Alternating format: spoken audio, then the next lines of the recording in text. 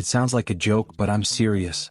A spark plug, something that spends its entire life inside an engine, can actually be used as a DIY antenna. I didn't believe it either at first, not until I tested it myself and saw the signal come through clearly. That's when I realized, some ideas only work once you dare to try. A phone charger may seem like nothing more than something you plug into a wall socket, but in this setup, it plays a very different role. Instead of simply supplying power, the charger is used to interface with the signal receiving section, helping stabilize and decode the incoming signal. Once processed, that signal is then transmitted in a controlled way. It may sound unusual at first, but once you understand the principle behind it, everything starts to make sense.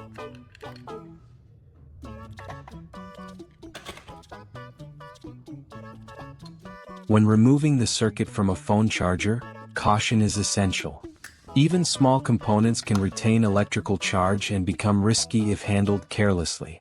Make sure the power is fully disconnected and work gently. Safety should always come before any experiment. At this step, I'll use soldering techniques to add 2 extra connection points on the charger circuit board. This makes it easier and more stable to connect the circuit to the signal receiving section, while allowing the signal to be fed into the system in a clean and controlled manner.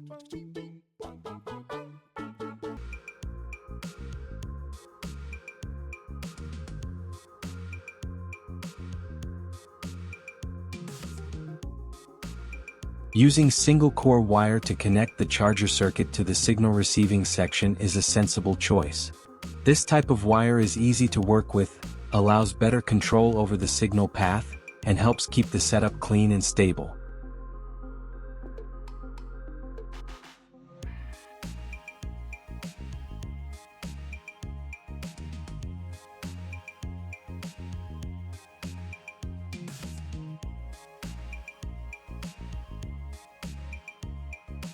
I've found that the USB port on the charger board is actually an unnecessary component and can slow the signal down.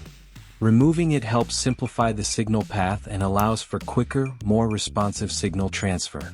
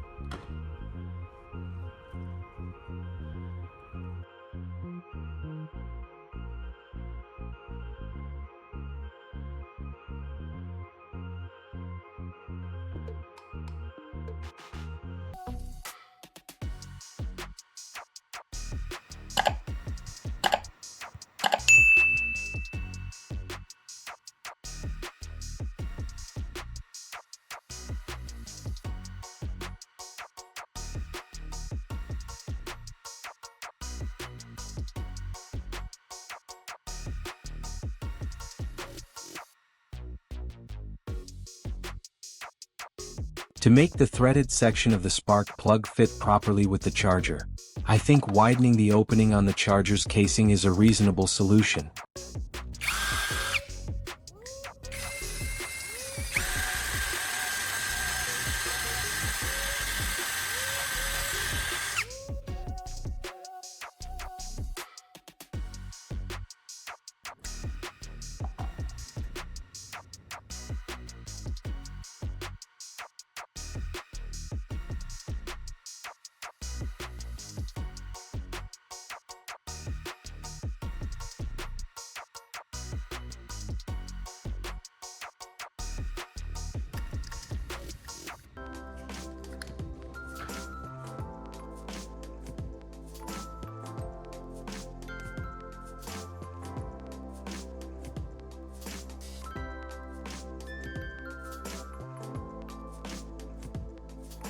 At this stage, the charger circuit is connected directly to the threaded section of the spark plug. This approach allows the signal to pass straight through the metal body, minimizing unnecessary intermediate paths.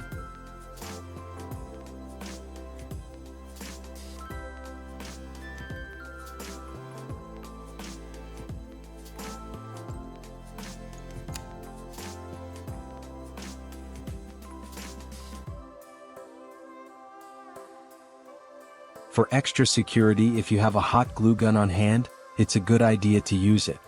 A small amount of glue in the right place helps keep everything firmly in position and prevents unwanted movement during use.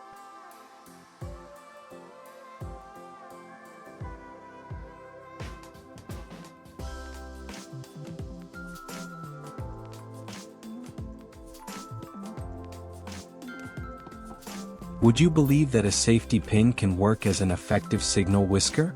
It sounds surprising, but the idea holds up better than you might expect. In this setup, the complete signal receiving assembly consists of a spark plug paired with a simple safety pin. Made of metal and shaped long and slender, the safety pin acts as a sensitive point for capturing signals. It helps increase the effective receiving surface, improves the ability to pick up weaker signals, and guides them back to the core more consistently. When combined with the spark plug body, the whole assembly functions as a compact yet efficient receiver, making smart use of everyday materials.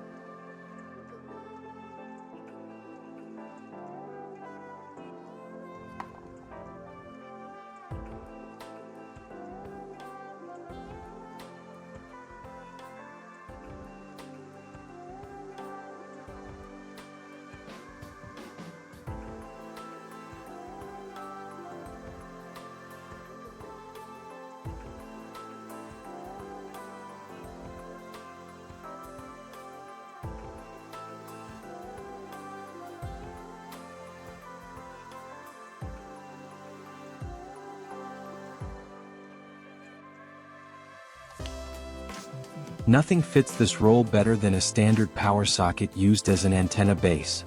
It provides a solid mount for the antenna assembly while also allowing a direct connection to the coaxial cable that carries the signal. It's a simple, readily available solution that happens to meet the system's needs perfectly.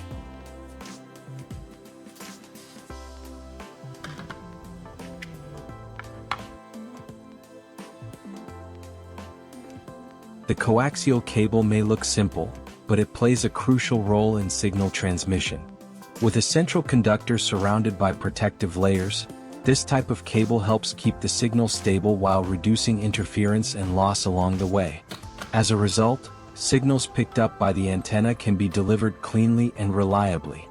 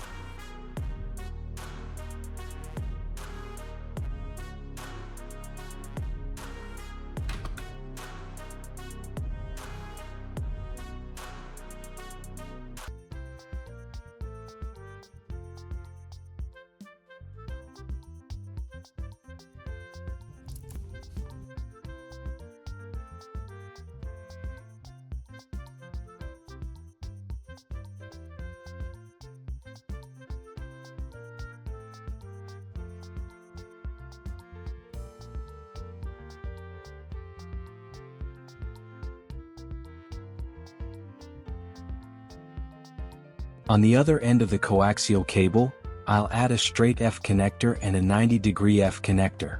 This setup makes it easier to connect to the TV, especially in tight spaces where flexibility and clean cable routing matter.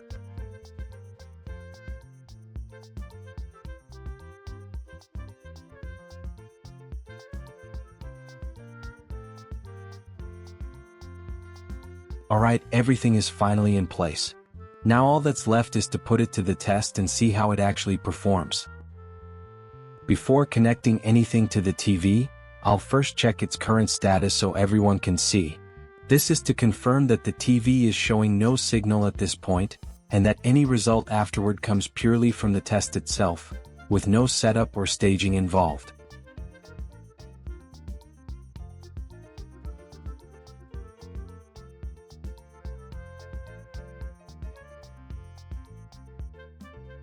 The moment it was connected, the screen came to life immediately.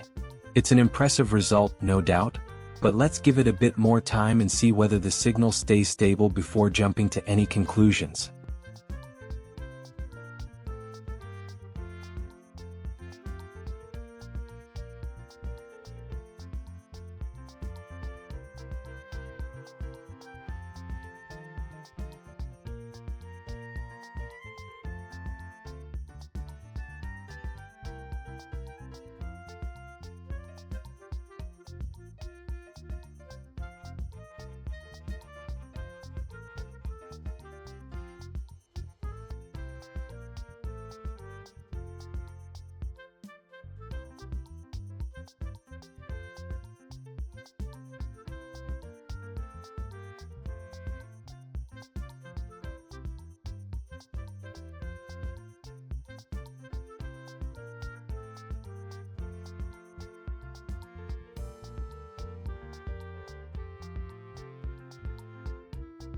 After waiting for a while, nothing negative seems to have happened. Still, just to be safe, I'll disconnect it and plug it back in once more to check how stable the setup really is.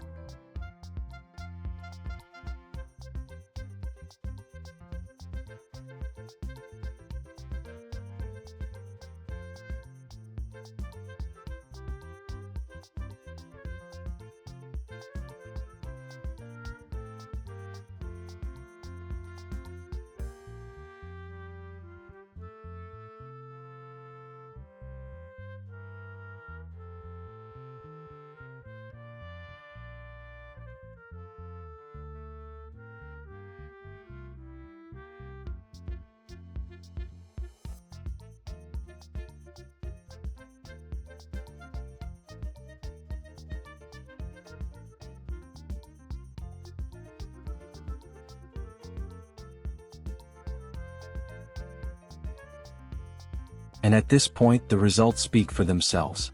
Using a few everyday items, we've built a signal receiver that genuinely works. What matters most isn't raw power, but the willingness to understand, experiment, and verify. If you found this project interesting, stay tuned, because the next ordinary object in your home might have even more potential than you expect.